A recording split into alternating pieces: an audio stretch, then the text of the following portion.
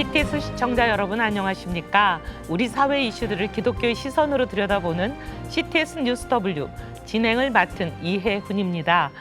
시간 참 빨리 흘러가지요. 올해가 시작된 게 엊그제 같은데 봄인가 싶더니 어느새 여름의 문턱에 서 있습니다. 올 여름 많이 덥다고 합니다. 건강관리 잘 하셔야겠습니다. 오늘 위클리 브리핑 시간에는 세계 기독교 인구 보고서에 관한 소식 준비해봤습니다. 변화하는 기독교 인구 분석을 통해서 선교 전략과 목회 전략이 필요한 만큼 좀 더 자세히 알아보도록 하겠습니다. 그리고 위드포커스 시간에는 어버이날에 대해 알아보겠습니다. 어버이날의 시작과 함께 가정의 의미에 대해서 함께 생각해보는 시간 갖도록 하겠습니다. 먼저 위클리 브리핑 시간입니다. 기독교 연합신문의 이인찬 기자 자리했습니다. 네, 안녕하세요. 반갑습니다. 네, 안녕하십니까? 네, 미국의 고든 코넬 신학교가 매년 세계 기독교 인구 보고서 발표한다고 들었습니다. 네. 2025년 올해를 기준으로 기독교 인구가 전 세계에서 가장 많다 이렇게 발표했다는데 이슬람 인구의 가파른 증가 속에서도 이 정도면은 그나마 다행스러운 결과가 아닌가 다들 그렇게 생각하는 것 같아요. 네. 먼저 어떤 통계인지 말씀해 주십시오. 네. 더 자세하게는 미국 고든 코넬 신학대학교 세계 기독교 인구 센터가 발표하고 있는 통계 자료인데요. 1985년부터 발표했으니까 올해 41번째 데이터베이스라고 할 수 있습니다. 이 통계 자료를 보면은 1900년, 1970년, 2000년, 2020년까지의 과거 자료, 그리고 올해 2025년 기준 자료, 그리고 2050년 전망치 통계가 같이 나와 있어서 서로 비교해 볼 수 있습니다. 기독교 인구는 개신교 인구뿐 아니라 로마 가톨릭과 정교회 신자들까지 포함하고 네, 있거든요. 네. 일단 2025년 기준 약 26억 4,500만 명입니다. 네. 무슬림 인구는 20억 6,100만 명으로 뒤를 잇고요. 힌두교 인구가 11억 2,900만 명, 불교 인구가 5억 3,800만 명 순입니다. 이 무슬림 인구 확산세가 상당하지만 추정치에 따르면 2050년까지는 기독교 인구가 더 많다고 예측되고 있습니다. 아유, 그나마 좀 다행이네요. 예. 2050년까지 기독교 인구가 1위일 거다. 그렇게 예상이 된다고 하더라도 네. 무슬림 증가가 워낙 위협적인 거 아니겠습니까? 맞습니다. 예. 그러면 1900년 이후 기독교 인구와 무슬림 인구의 추세를 한번 비교해 보면 어떻게 됩니까? 네, 말씀하신 대로 무슬림의 그 증가세가 무섭습니다. 일단 올해 기준으로 기독교 인구 성장률은 0.98%였기 때문에 세계 인구 증가세 0.88%보다 높습니다. 그런데 무슬림의 증가 비율은 1.67%나 되거든요. 거기에는 크게 미치지 못한 것 같습니다. 공격적인 포교 활동을 하고 아시다시피 다자녀, 아이들도 많이 낳지 않습니까? 출산율이 워낙 높죠. 그렇습니다. 우리 몇 배일걸요? 그럼요. 그래서 무슬림 인구가 아주 빠르게 증가하고 있습니다. 좀 비교를 해보자면 1900년을 기준으로 봤을 때 세계 기독교 인구는 5억 5,800만 명이었습니다. 네. 반면에 무슬림은 2억 명.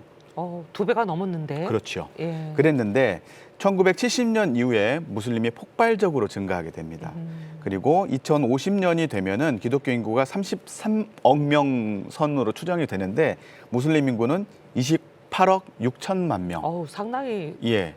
추격하네요. 맞습니다. 그래서 네. 바짝 추격할 것으로 보여서 뭐 안심하거나 이런 상황은 아닌 것 같습니다.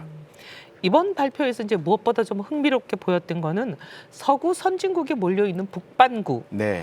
보다 아프리카, 오세아니아, 남미가 속한 남반구에서 기독교 인구 증가세가 좀 보인다. 네. 그런 건데 네. 뭐 무슨 특별한 이유가 있을까요?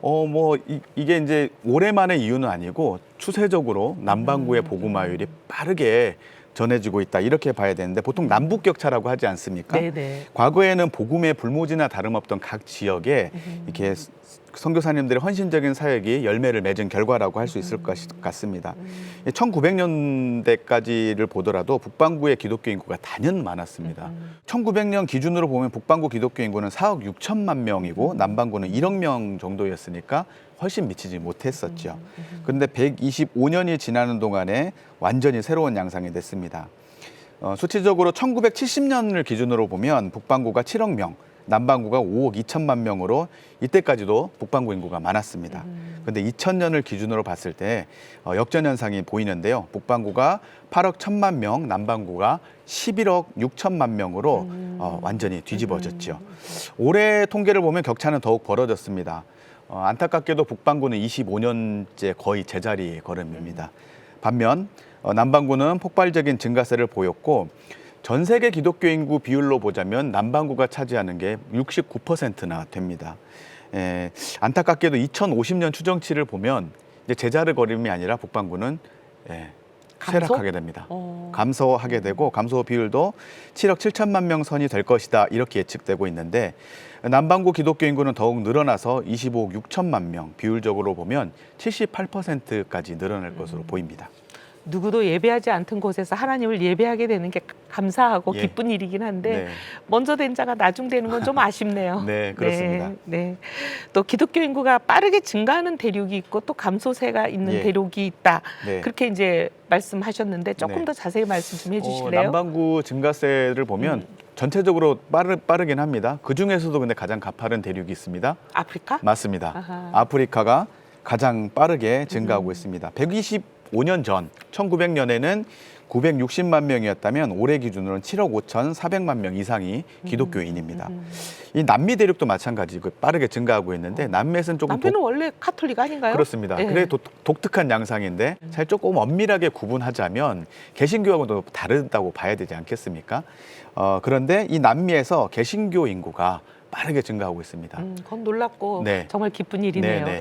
특히 이 열정의 나라여서 그런가요? 남미 삼바의 나라죠. 그렇죠. 그래서 오순절 신앙이 빠르게 증가하고 있습니다. 그래서 성령 운동이 많이 일어나고 있고 그런 복음의 열매들이 맺혀지는 것 지역 같습니다. 문화와 특색에 맞게 또 그렇게 선교가 되네요. 그런 것 같습니다. 그리고 우리가 사는 아시아 대륙은 중국의 민속 종교 불교가 1900년까지만 해도 50% 이상이었습니다. 그런데 지금은 20% 선으로 줄었고요. 그런데 안타깝게도 여기도 무슬림 인구가 가장 많습니다. 아시아에서는 28.3%. 그리고 이제 기독교는 사실 우리나라를 보면 어마어마하죠. 근데 우리나라하고 같은 보조를 맞추지는 않았던 것 같아요. 전체 인구 비율로 보면 8.7%입니다. 아시아 선교를 위해서 우리의 노력이 더 필요해 보인다고 하겠습니다. 이 통계를 발표한 세계 기독교 인구센터는 중국에서의 가정교회 증가세, 우리도 열심히 선교하고 있는 국가 중에 몽골, 캄보디아, 네팔 이런 곳의 기독교 성장세를 좀 주목하고 있었습니다. 중국이 만약에 폭발적으로 선거하면 정말 세계적으로 영향이 대단할 텐데요. 그럼요. 사실 서구 교회의 쇠퇴 문제가 어제 오늘 얘기는 이제 아니잖아요. 어느 정도 예상이 되어 왔던 바인데 140년 전 우리에게 복음을 전해준 북미, 오세아니아, 북반구 대륙의 추이가 아까 좀 전반적으로는 좀 감소세 걱정이 된다 그러셨는데 좀 자세히 말씀해 주실 수 있을까요? 사실은 걱정하신 대로입니다. 네. 이 아시아를 제외하고는 북반구 대륙들은 꾸준히 감소하고 있었습니다. 1900년만 놓고 보면 유럽은 95% 기독교 인구에서 올해는 74.5%. 어우, 급격하네요. 미국과 캐나다 등 북미도 97.7%에서 70.9%, 오세아니아 같은 곳도 77.4%에서 65.3%로 줄었습니다.